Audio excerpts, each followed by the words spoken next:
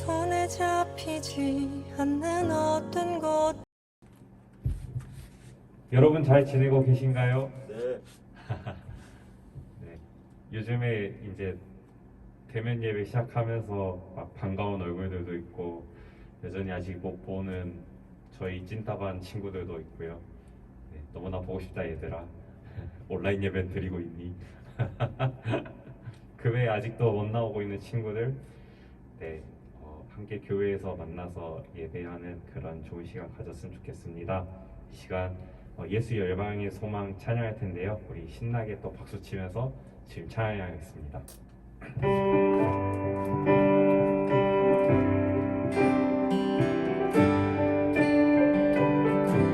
예수 열방의 소망. 예수 열방의 소망. 예수 우리의 위로자. 주는 온 땅의 영원한 소망. 예수 어둠 속의 빛. 예수 변함없는 진리. 주는 온 땅의 빛이 되시네. 우리를 위해 죽으시고 다시 사신 생명의 주. 주님만이 소망이요 변함없는 반석이라. 주님만이 온 세상을 비추시네. 또 죽음에서 부활하신 우리 구주 평강의 왕. 주를 믿는 모든 자의 소망 되신. 주를 믿네.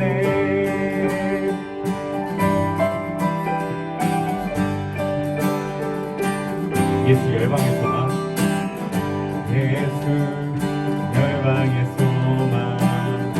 예수 우리의 위로자. 주는 온 땅의 영원한 소망. 예수 어둠 속의 빛. 예수 변함없는 진리. 주는 온 땅의 빛이 되시네. 우리를 위해 죽으시고 다시 사신 생명의 주. 주님만이 소망이요 변함없는 반석이라. 주님만이 온 세상을 비추시네. 또 죽음에서 부활하신 우리 구주 평강의 왕. 주를 믿는 모든 자의 소망 되신. 한 번 더. 주님만이 소망이요 변함없는 반석이라. 주님만이 온 세상을 비추시네. 또 죽음에서 부활하신 우리 구주 평강의 왕. 주를 믿는 모든 자의 소망 되신. 주를 믿네.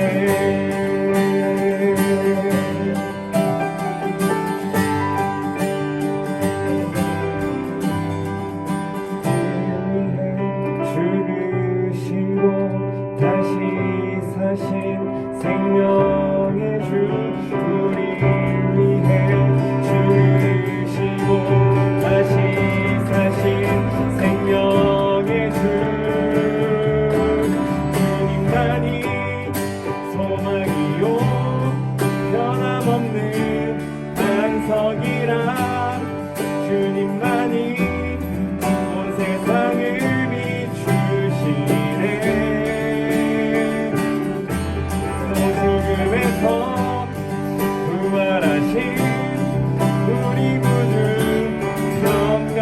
와 주를 믿는 모든 자의 소망 되신 마지막으로 주님만이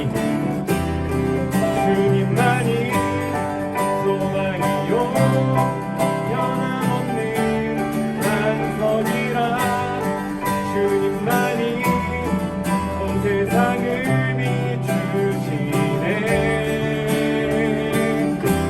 어두움에서 구원하신 우리 구주 평강의 왕 주를 믿는 모든 자의 소망 되신 주를 믿네 주를 믿네 주를 믿네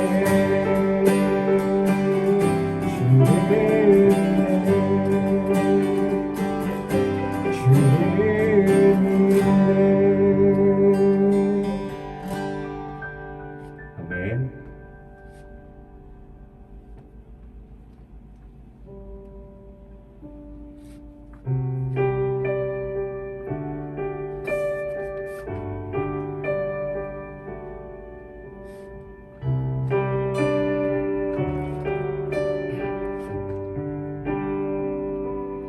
오 놀라우신 사랑으로 내게 찾아온 생명의 빛 나를 붙잡는 실패의 자리 딛고 일어나 구원의 주를 외치리 다시 한번 외쳐 부르니 예수여 나를 돌아보소서 어둠 속에서도 빛을 비추시는 예수만이 내 소망 다시 한번 내 삶 드리니 예수여 내 손 잡아주소서 폭풍 속에서도 주가 붙드시니 예수만이 내 생명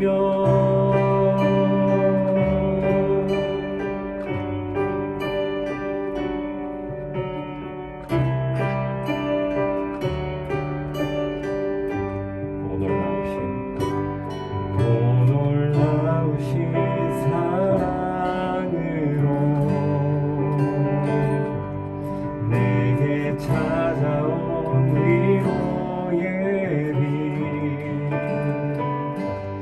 나를 부르던 세상의 말들 떨쳐버리고 구원의 주를 외치리 오 놀라우신 사랑으로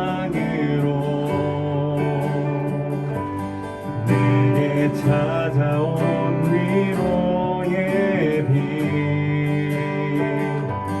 나를 두르던 세상의 말들 떨쳐버리고 구원의 주를 외치니 다시 한번 외쳐 부르니 예수여 나를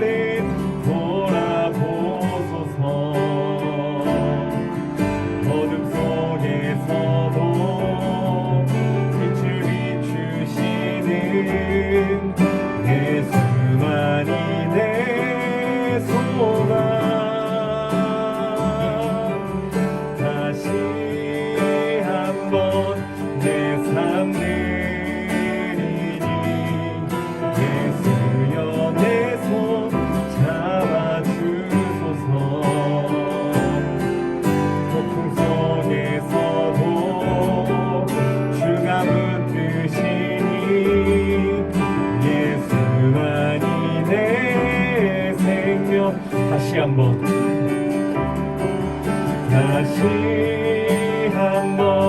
외쳐 부르니 예수여 나를 돌아보소서 어둠 속에서도 빛을 비추시는 예수만이 내 소망 다시 한번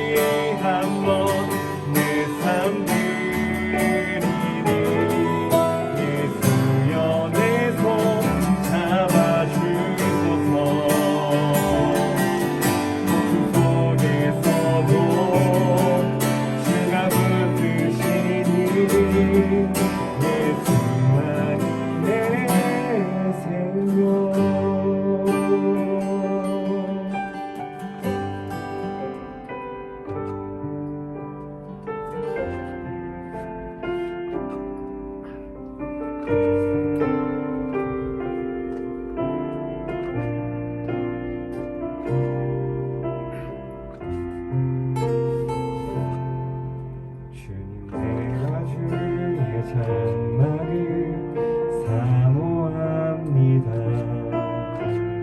오직 주의 임재를 갈망합니다.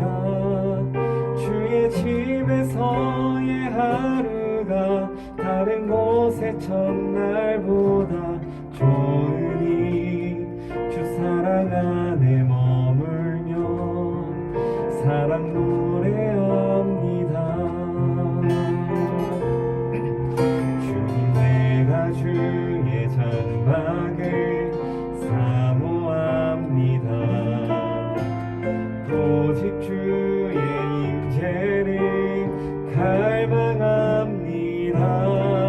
주의 집에서의 하루가 다른 곳의 첫날보다 좋으니 주 사랑 안에 머물며 사랑 노래합니다.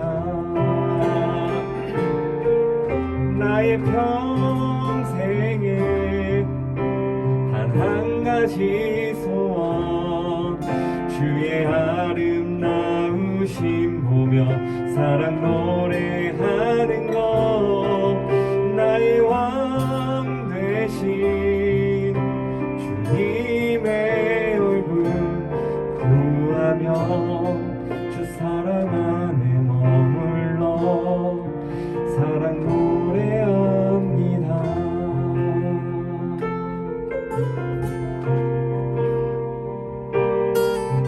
주님 내가 주의 장막을 사모합니다. 오직 주의 임재를 갈망합니다.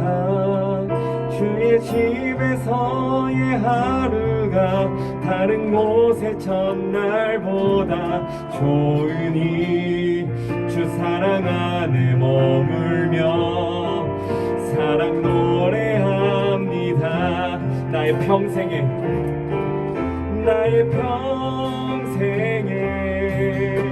단 한 가지 소원 주의 아름다우심 보며 사랑 노래하는 것 나의 왕 되신 주님의 얼굴 구하며 주 사랑 안에 머물러 사랑 노래합니다.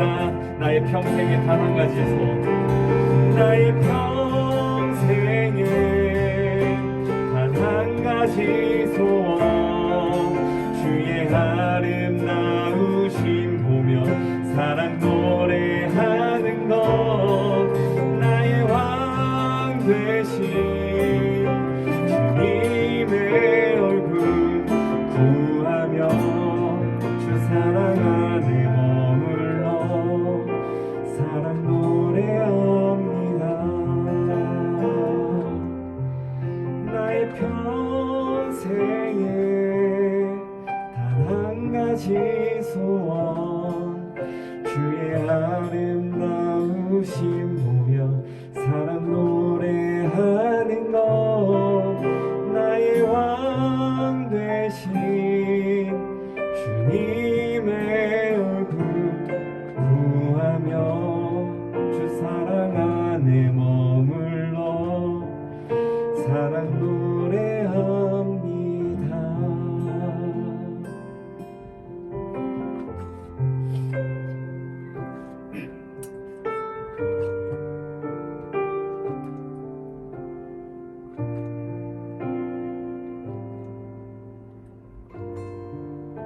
오직 하나님만을 예배하기를 원합니다.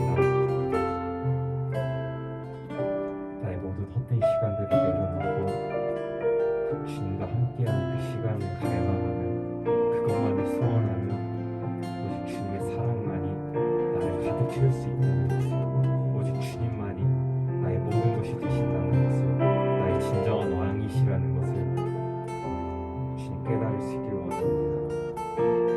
주님 우리에게 은혜를 부어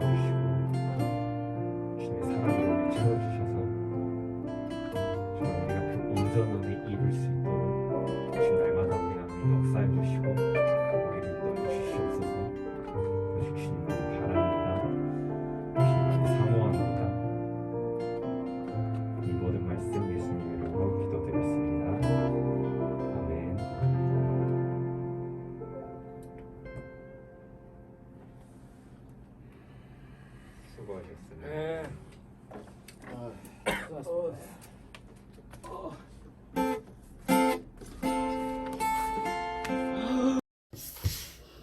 사랑하는 하나님, 우리를 예배의 자리에 앉게 하심을 감사드립니다. 하나님, 우리는 약하고 부족합니다. 무슨 일이든 어디에 있든지 하나님만을 의지하며 살아갈 수밖에 없습니다. 우리가 즐거울 때도, 또한 삶에 지쳐서 힘이 들 때도, 아플 때에도, 어떤 일에 실패하였을 때에도 주님은 우리와 함께 하시며 우리를 사랑하십니다. 이 또한 하나님 감사를 드립니다. 주님, 이 시간 사랑하는 목사님을 통하여서 말씀을 먹습니다. 집중하여서 듣게 하시고 말씀이 우리 안에 잘 심어지기를 원합니다. 또한 그 말씀이 우리의 삶에 능력이 되기를 간절히 원합니다. 우리의 모든 삶에 하나님을 의지합니다. 예수님의 이름으로 기도드립니다. 아멘.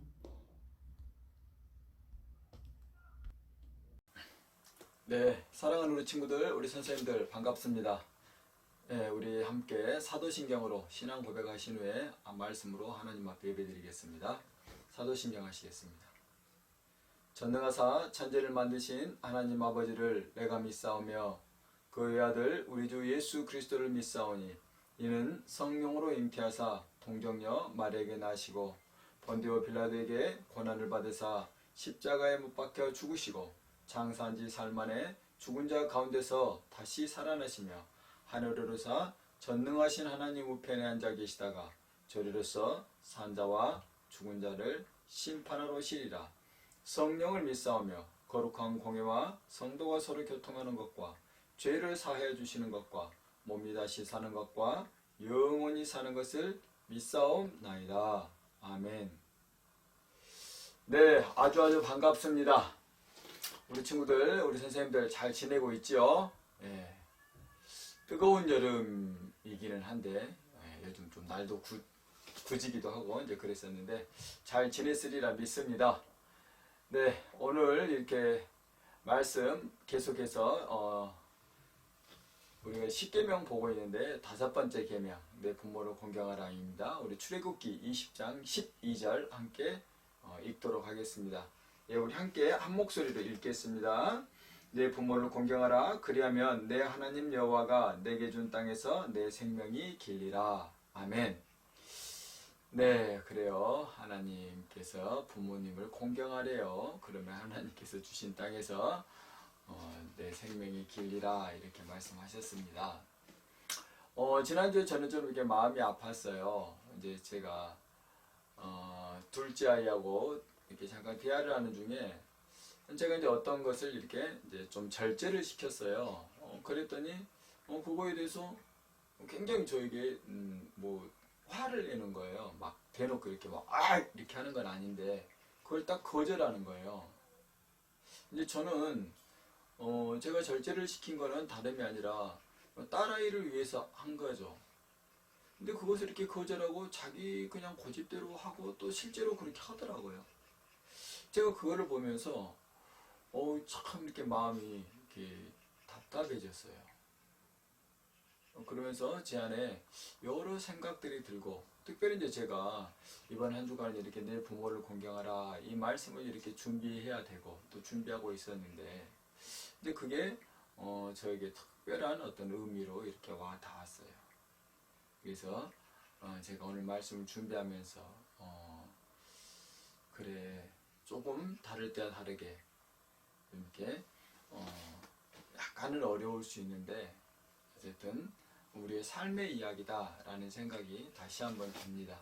자, 그래요. 우리 친구들도 그러죠. 우리 친구들도 어떨 때는 부모님께 순종 잘 하시나요? 늘 잘 하신가요? 아마 그럴 것 같아요. 우리 그래 순종하는 경우가 있고 또 순종하지 못하는 경우 오늘 이렇게 표현해만 공경이라고 표현되어 있는데 그런 경우가 있죠. 어떨 때는 우리가 쉽게 공경하죠. 어떻게 순종하죠. 그리고 뭐 특별히 내 감정이나 내 생각과 이렇게 다르지 않은 것을 부모님이 요구할 때는 우리 그냥 하죠.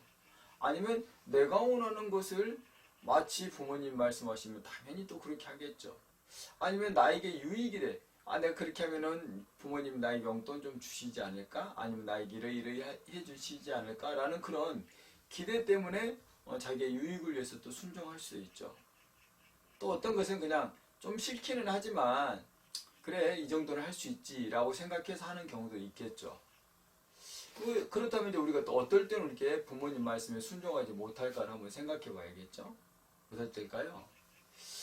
무엇보다도 첫째는 그런 것 같아요. 내 감정과 충돌할 때는 정말 순종이 잘 안 될 것 같아.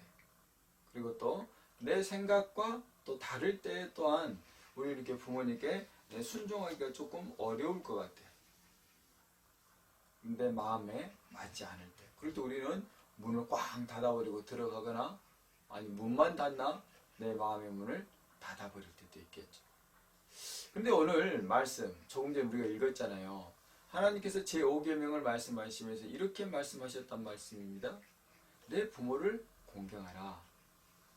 그러면 내가 너에게 준 땅에서 부모님의 생명이 길어지리라. 부모님의 생명이 장수하리라.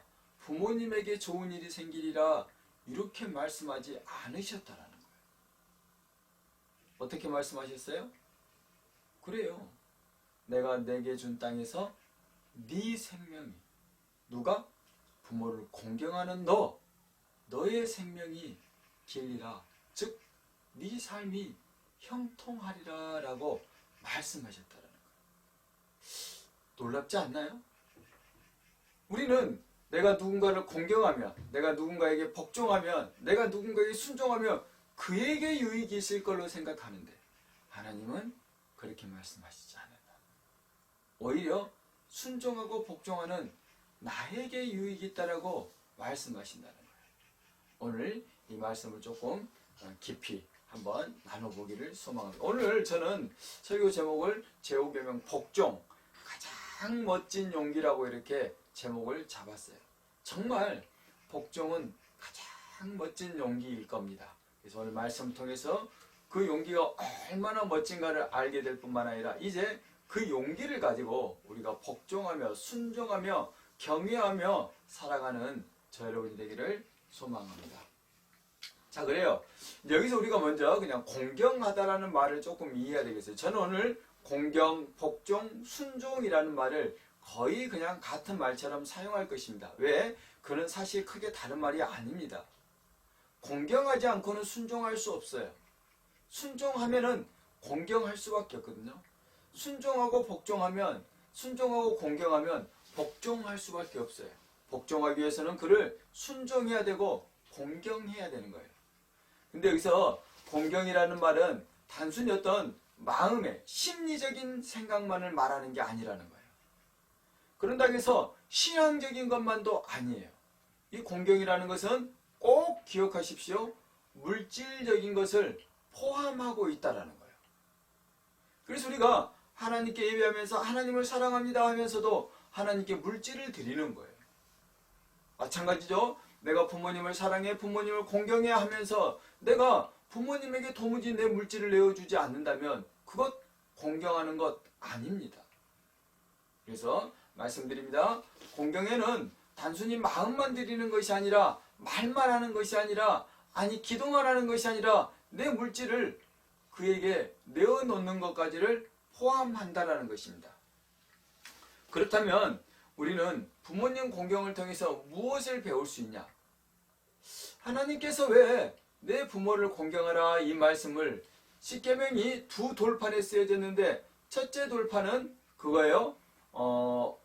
하나님 외에 다른 신을 내게 두지 말라. 내 이름을 망령되이 일컫지 마라. 우상을 만들지 말라. 그리고 지난주에 봤듯이 안식일을 기억하여 거룩하게 지키라가 이렇게 첫 번째 돌판에 쓰여졌다면 이것은 보통은 하나님과의 관계들이에요. 물론 십계명 전체는 다 하나님과의 관계입니다. 그렇지만 조금 더 하나님과의 관계에 집중되어 있다면 이제 두 번째 돌판, 내 부모를 공경하라, 살인하지 말라, 간음하지 말라, 도둑질하지 말라, 내 이웃에 대해 거짓 증거하지 말라, 내 이웃의 것을 탐하지 말라라는 이 나머지 또 6개의 계명은 또 다른 돌판에 쓰여져 있는데 이것은 보통 사랑과의 관계를 나타내는 거죠. 오늘 내 부모를 공경하라가 이 사랑과의 관계에서 가장 중요한 첫 번째 자리에 위치하고 있다는 거예요. 거기에는 하나님의 의도가 있으시겠죠. 그래서 우리가 오늘 그것을 한번 생각해보고 그것을 한번 알아보려고 합니다. 하나님께서는 왜 내 부모를 공경하라 이 말씀을 맨 먼저 사람과의 관계에서 첫 번째 계명으로 주셨을까인 것이죠. 그것은 무엇보다도 그런 것입니다. 우리가 눈에 보이는 부모님을 공경하지 않고는 도무지 눈에 보이지 않는 하나님을 공경할 수 없기 때문인 것입니다. 그래서 오늘 이 말씀들을 우리가 한번 알아보려고 하는 것입니다. 첫째, 그렇다면 우리는 교만이라는 말을 조금 생각해 봐야 돼. 왜? 우리가 공경하지 못하고 우리가 복종하지 못하는 것은 우리 안에 무엇이 있어서냐면 교만이 있어서 그런 것이거든요. 그래서 우리는 이 교만의 정체를 보지 않고는 온전히 복종에 대한 이해를 하기가 어려워요. 그래서 교만이라는 것을 조금 알아보려고 합니다. 교만이라는 것이 도대체 뭘까? 사람들은 교만을 내가 그냥 이렇게 겸손한 마음을 가지는 것, 겸손한 태도를 보이는 것을 보이지 않고 내가 거만하게 구는 것을 우리가 교만이라고 말해요. 그래서 교만을 마음의 작용인 것처럼 생각한단 말입니다. 아닙니다. 교만은 마음의 작용일 뿐만 아니라 자기 자신의 어떤 존재에 해당하는 것이라는 것입니다. 이 말은 조금 쉽게 말하면 이런 것입니다. 우리가 가장 겸손한 마음을 가지고 있고 겸손한 척 하면서도 사실은 그 안에 엄청난 교만이 숨어 있을 수 있다는 것입니다. 어떤 점에서 가장 교만한 사람이 가장 겸손한 태도를 취할 수도 있는 것입니다. 그런데 존재가 겸손하다는 것은 무엇이겠어요? 내가 무엇인지 어떤 존재인지를 분명히 아는 것입니다.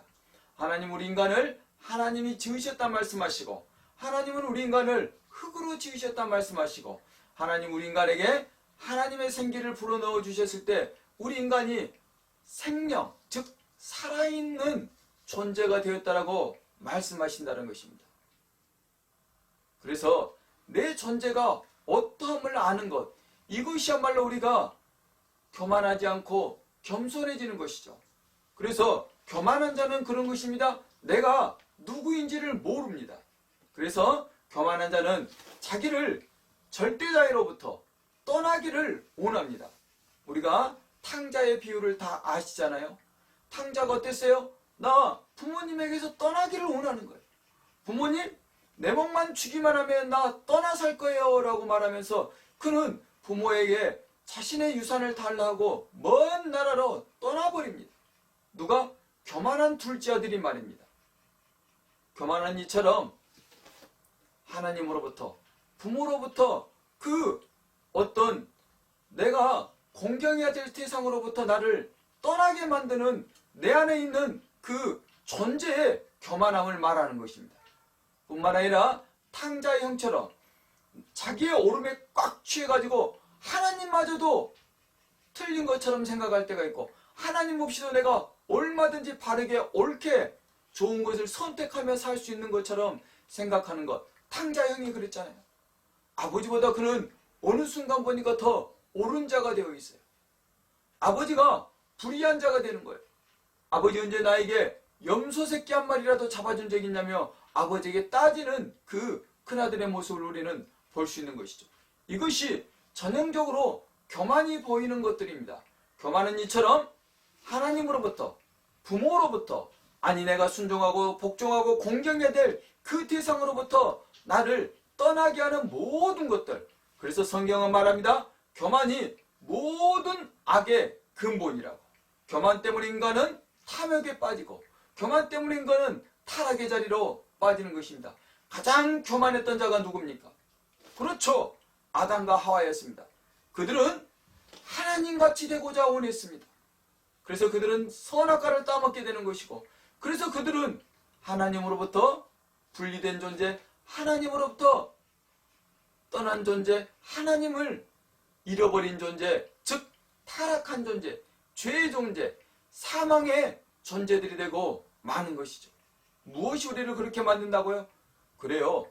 겸손하지 못하고 우리가 하나님 앞에 교만을 부릴 때, 하나님이 나에게 주신 그 권위 앞에 교만을 부릴 때 우리는 그렇게 되고 만다는 것입니다. 그런 점에서 오늘 말씀은 너무 우리에게 귀한 것입니다. 그렇다면 복종은, 오늘 말씀하신 공경은 도대체 무엇인가를 우리가 한번 생각해 보는 것이죠. 이 교만으로부터 우리가 벗어날 수 있는 유일한 길이 있다면 그것은 우리가 복종하는 것, 공경하는 자리로 우리가 나아가는 것이라는 것입니다. 왜 그러겠어요? 우리는 교만으로부터 하나님으로부터 떠난 존재들이기 때문에 오직 우리가 하나님께 다시 돌아가는 길이 있다면 이제는 겸손밖에 없는 것입니다. 공경밖에 없는 것입니다. 하나님 앞에 복종하는 것밖에 없는 것입니다. 그래서 하나님은 하나님께 복종하는 우리를 원하시고, 하나님을 공경하는 우리를 원하시고, 하나님을 순종하는 우리를 원하고, 하나님을 경외하는 우리를 원하시기 때문에 그 오남의 자리에 우리를 두기 위해서 부모님을 먼저 공경하라고 말씀하신 것입니다. 부모님 우리가 온전히 공경할 수 있을 때 우리는 하나님 앞에 겸손한 자가 되는 것이고, 우리가 부모님을 온전히 공경하게 될 때, 순종하게 될 때, 부모님에게 복종하게 될 때 우리는 하나님을 순종하고 하나님을 경외하고 하나님을 복종할 수 있는 자들이 되기 때문인 것입니다. 기억하십시오. 교만으로 하나님으로부터 떠난 자는 오직 겸손, 복종만으로 하나님께 돌아갈 수 있다는 것입니다.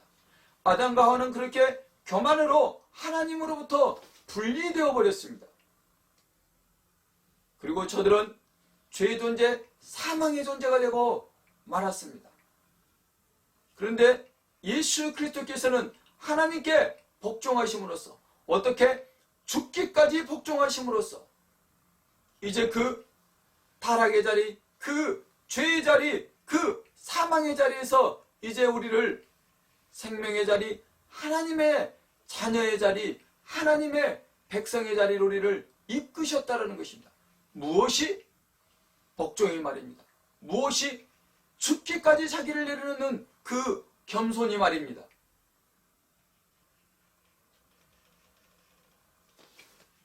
그런 점에서 우리가 부모님을 공경하는 것은 하나님을 공경하기 위해 훈련하는 가장 귀한, 가장 정확한, 그리고 가장 쉬운 장이며 도구이며 기회인 것입니다. 만약 우리가 부모님을 온전히 공경하지 못하고, 만약 우리가 오늘 부모님을 온전히 순종하지 못한다면 우리는 결코 하나님을 온전히 순종하거나 복종하거나 공경할 수 없을 것입니다. 그런데 우리는 이런 생각을 해요. 제가 오늘 복종이라는 말, 공경이라는 말, 순종이라는 말을 쓰니까 이것이 꼭 마치 내가 지는 것처럼 느껴지는 거예요. 뭐야 이거, 이런 생각이 들 수 있단 말이에요. 제가 좋아하는 사람 중에 한 분이 한신이라는 사람이 있습니다. 한신은 우리 친구들도 초한지를 알 텐데, 초나라 한나라 이야기잖아요. 황후와 유방 이야기 들어보셨을 겁니다. 그래서 한나라 유방에 책사가 있었습니다. 모사가 있었습니다. 그 이름이 한신이었습니다. 한나라를 개국하는 데 있어서 개국 공신입니다.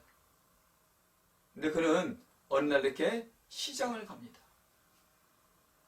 근데 한신이 이렇게 체격이 조금 작았습니다. 그 동네 건달들이 다리를 딱 지키고 있습니다. 그러면서 이 시장에 가려면 내 가랭이 사이, 우리 가랑이 사이를 들어가라 라고 말합니다.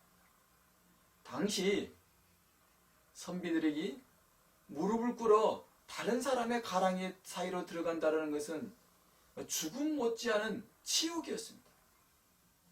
그런데 한신은 그 가랑이 사이를 들어갑니다. 왜? 한신은 그때 그렇게 생각했어요. 내가 네 가랑이 사이를 들어가는 것은 내가 너만 못해서가 아니라 내가 너와 다른 존재이기 때문에, 내가 여기서 내 삶을 허비할 수 없기 때문이다 라고 생각하며 그 가랑이 사이를 들어가는 것이죠. 이처럼 우리가 순종하고 복종한다는 것은 가장 그런 점에서 멋지고 지혜로운, 아름다운 용기일 수 있다는 것입니다. 이제 우리 친구들이 이런 생각을 할 수가 있을 거예요. 내가 그렇다면 하나님께 순종하면, 복종하면 도대체 라는 그런 생각이 들 수 있겠죠. 그래요. 이제 제가 부모잖아요. 아까 말씀드렸잖아요.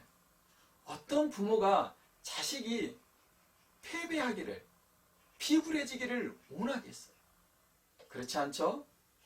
누구나 다, 어떤 부모든 다 자녀가 자유하기를 원하고 자녀가 떳떳하기를 원하죠. 하나님이 하물며 그러지 않으시겠습니까? 하나님께서 우리에게 복종하라, 순종하라, 공경하라 이렇게 말씀하시는 것은 우리를 비굴함의 자리, 우리를 쪽팔림의 자리로 두기 원하셔서가 아닌 것입니다. 왜? 우리가 정말 그렇게 복종하고 순종하고 공경할 수 있을 때 진짜 우리 안에 자유가 얻어지기 때문인 것입니다. 생각해 보십시오. 저는 제 딸아이가 그렇게 거절함으로 인해서 제가 이 딸아이에게 이번 주 한 주간 동안 나누고 싶었던 것들이 있었습니다. 그런데 나눌 수가 없어요. 왜? 제 마음이 닫혀있고 아직 무엇보다도 딸아이의 마음이 그것을 받을 만하지 않기 때문에 제가 그것을 권유할 수조차 없는 것입니다. 어떨 때? 그래요. 공경의 자리에서 그가 떠나버릴 때, 순종의 자리에서 그가 떠나버릴 때, 자기 오름의 자리처럼 자기 오름의 자리를 취하고 탕자의 자리에 가버릴 때, 탕자의 형의 자리에 가버릴 때 부모는 그에게 더 이상 해줄 수 있는 게 없는 것입니다. 우리가 그렇게 하나님으로부터 떠나버릴 때, 우리가 하나님하고 맞서버릴 때 하나님은 더 이상 우리에게 해줄 수 있는 게 없는 것입니다. 그래서 순종과 복종은, 공경은 너무나 중요한 것입니다.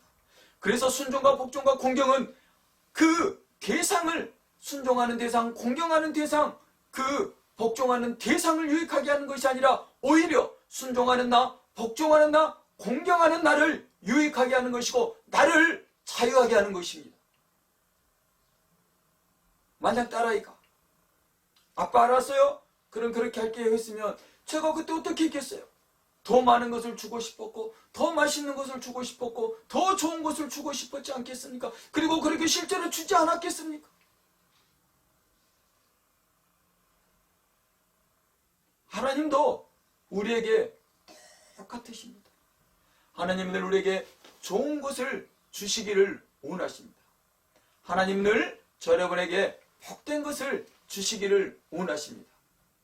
그런데 우리가 공경의 자리, 우리가 순종의 자리, 우리가 복종의 자리를 떠나버릴 때 하나님은 그것을 도무지 그 교만한 자에게, 겸손을 잃어버린 자에게는 줄 수 없는 것입니다. 그런 점에서 복종은 노예, 피굴한 자의 미덕이 아니라 오히려 자유한 자의 미덕인 것이고, 자유한 자만이 누릴 수 있는 복된 삶의 덕목이라는 것입니다. 기억하십시오. 우리가 하나님께 묶여 있을 때, 하나님께 공경을 표할 때, 하나님을 존중할 때, 무엇을 통해서? 부모를 공경하고 부모를 순종하고 부모에게 복종하는 훈련을 통해서 하나님께 그렇게 순종하고 복종하고 하나님을 경외하는 자가 될 때, 그것을 우리가 하나님께 묶여있는 자의 삶이라 그러는데, 우리가 이렇게 하나님께 딱 묶여있을 때 하나님께서 진정 우리에게 자유를 주신다는 거예요. 하나님 안에서 자유한 자만이, 하나님께 묶여있는 자만이 세상 그 어떤 것으로부터 자유할 수가 있는 것입니다. 반대로 하나님께 묶여있는 자, 묶여있지 않는 자, 하나님부터 분리된 자는 세상 그 어떤 것으로부터 온전히 자유로울 수 없습니다. 잠깐은 자유로운 것처럼 보일 수 있지만 결국은 그것이 자기 삶을 올가매고, 그것이 자기 삶을 파괴시키고, 그것이 자기 삶을 파멸의 자리로 이끌고 만다라는 것입니다. 여러분들 매스컴을 통해서 얼마나, 아니 주변을 통해서 그런 일들을 얼마나 많이 봅니까? 얼마 전에도 광주에서 큰 비극적인 사건이 있었잖아요. 정당한 절차를 거치지 않고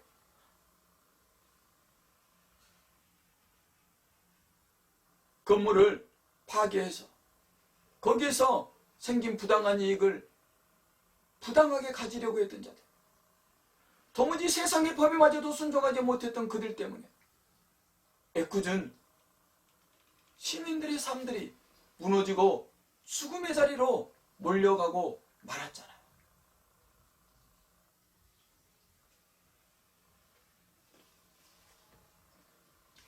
기억하십시오.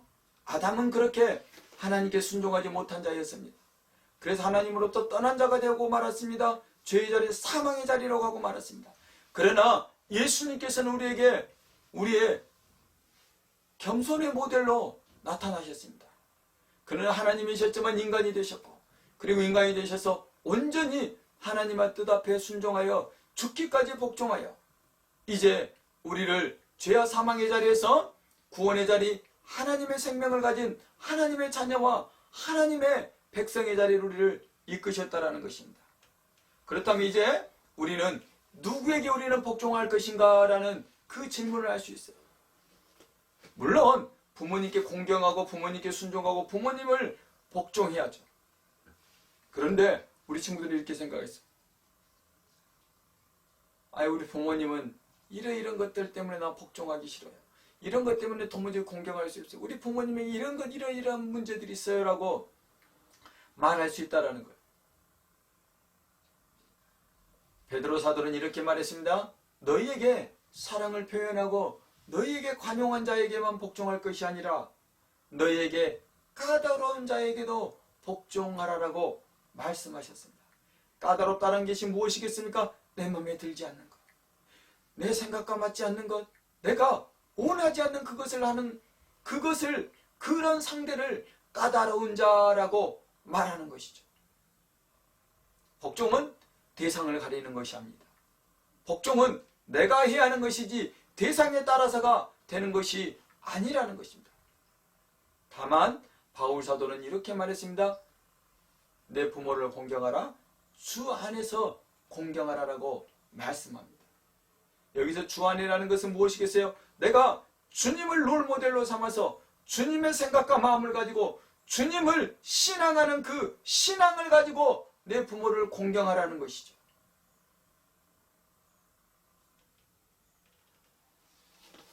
우리 친구들, 칼뱅은 이런 이야기를 했어요. 부모를 공경하는 것이야말로 우리가 하나님을 공경하는 자리에 갈 수 있는 가장 좋은 훈련의 장이다라고 이렇게 말씀했어요. 그리고 그것이 하나님께 우리가 타락한 인간이 하나님께 돌아가는 지름길이라고. 무엇이? 부모를 공경하는 일이 말입니다.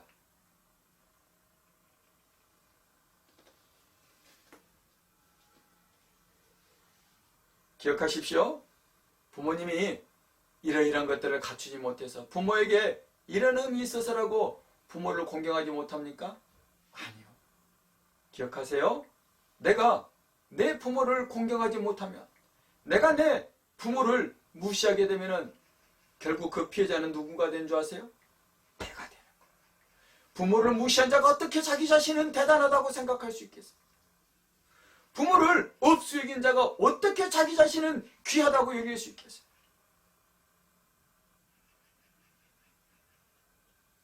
부모를 무시하고 부모를 경멸하면 결국은 자기 자신이 초라해지고 자기 자신이 왜소해지고 마는 것입니다. 부모가 문제가 있어서라고 생각하고 말합니까? 그러면 나는 그렇게 살지 않아야죠. 저는 제 아버님이 그렇게 술을 좋아했습니다. 그리고 삶을 방탕했습니다. 그러면 저도 그렇게 술 먹으면 되는 거 아니잖아요. 그래서 저는 술을 먹지 않습니다. 저는 그렇게 방탕한 삶을 살기를 원하지 않는 것입니다.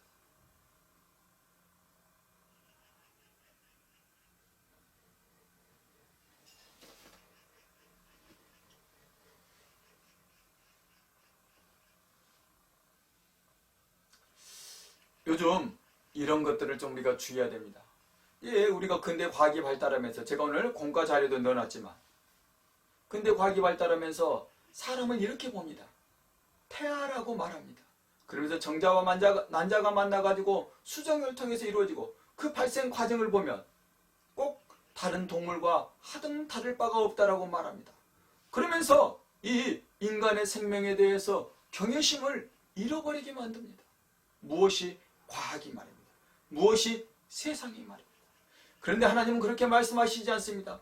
시편 139편 13절을 보면 하나님께서 이렇게 말씀하십니다. 내가 네 내장, 네 장기를 만들었고 네 어머니의 모태에서 내가 너를 만들었다라고 말씀하십니다. 이 말씀이 무엇이겠어요? 우리 각 사람은 그 누구도 다 우연한 산물이 아니라는 것입니다. 우리 각 사람 다 하나님께서 만드신 하나님의 피조물이고 하나님이 예정하시고 하나님이 계획하신 하나님의 사람들이라는 것입니다. 하나님께서는 부모님과 함께 우리 하나님이 친히 참여하셔서 우리 한 사람 한 사람을 이 세상에 내어놓으신 귀하고 복된 존재들인 것입니다. 그래서 우리는 부모를 공경하는 것을 통해서 하나님을 공경하는 것을 배워야 하고 훈련해야 하는 것입니다. 탈무드에는 이런 말씀이 있어요. 네가 네 부모를 공경하면 하나님께서 이렇게 말씀하신다. 내가 그들과 함께 했더니 그들이 나를 공경했다라고 말하는 그 탈무드의 구절이 있습니다. 언제? 우리가 하나님을 부모님을 공경할 때 하나님은 그것을 기뻐하시면서 내가 거기에 있었더니 저들이 나를 공경했다라고 기뻐하신다는 것입니다. 우리 친구들, 우리는 부모님의 어떠함에도 불구하고 부모님을 공경하는 자, 순종하는 자, 때로는 복종하는 자가 되어야 하는 것입니다. 부모 공경을 통해서 하나님의 공경을 배운 자에게는 이제 교만의 자리에서 내려오는 축복이 주어집니다. 그리고 무엇보다도 무한한 유익이 있습니다. 왜? 하나님을 얻기 때문이에요. 오늘 말씀하시잖아요. 내가 내게 준 땅에서 네 생명이 길리라 라고 말씀하시는 거예요. 하나님께서 보장해 주신다는 것입니다. 하나님께서 형통하게 해주신다는 것입니다. 그래서 믿지 않았던 내 선인들도 그렇게 말했어요. 효는 백행지본이라고 말한 거예요. 그것이 모든 행동의 근본이라고 말한 거예요. 그래서 우리가 부모님을 순종하는 것, 부모님을 공경하는 것, 부모님께 복종하는 것을 오늘 저는 가장 멋진 용기라고 말씀드린 것입니다. 그런 점에서 이것은 또 우리의 축복의 길이기도 하는 것입니다. 우리가 하나님을 얻는 길이기도 하는 것입니다. 우리가 하나님을 온전히 순종하는 길이기도 한 것입니다. 무엇이? 우리가 하나님을 순종하고 복종하는 그 길은 부모님을 순종하고 복종하고 공경하는 길이라는 것입니다. 우리 친구들 기억하십시오. 하나님께 묶여있는 자만이 오직 모든 것으로부터 자유로운데 하나님에게 묶여있기 위해서는 하나님께 복종하기 위해서는 부모님을 먼저 공경하고 부모님을 순종하는 자가 되어야 된다는 것입니다. 이것은 부모님의 어떠함과 상관없이 부모님이시기 때문에 하나님께서 그것을 우리에게 당부하셨기 때문에 우리는 그리해야 한다는 것입니다. 말씀을 마칩니다. 사랑하는 우리 친구들, 이번 한 주간은 부모님께 절대 순종하고 복종하고 공경하는 한 주간이 되기를 소망합니다. 이 연습을 통해서 하나님을 공경하고 순종하고 복종하는 우리 모두가 되어지기를 소망합니다. 기도하시겠습니다. 하나님 감사합니다. 우리를 통해서 하나님은 이제 우리가 겸손한 자리에서 하나님을 온전히 순종하고 하나님을 공경하고 하나님께 복종하기를 원하심을 배웠습니다. 무엇을 통해서요?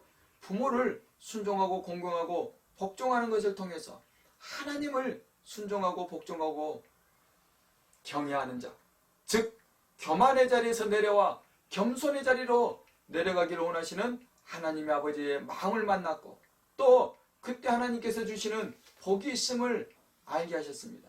하나님, 사랑하는 우리 친구들, 우리 선생님들 모두 이제 부모를 더욱 공경하는 자들 되게 주님 도와주시고 그것을 통해서 하나님을 순종하고 복종하고 경외하는 자들 될 수 있도록 주님 축복하여 주시옵소서. 오늘도 우리와 함께 하신 하나님께 감사드립니다. 이제 우리가 그 멋진 용기, 복종하는 용기를 가진 자가 되기를 소망하며 예수님의 이름으로 감사하며 기도 올립니다. 아멘. 네, 반갑습니다. 우리 친구들 계속해서 온라인으로만 예배드리지 말고 꼭 교회에 나와서 함께 예배드렸으면 좋겠습니다. 네, 우리 주기도문으로 오늘 예배를 마치도록 하겠습니다. 하늘에 계신 우리 아버지여, 이름이 거룩히 여김을 받으시오며 나라의 마옵시며 뜻이 하늘에서 이룬 것 같이 땅에서도 이루어지이다.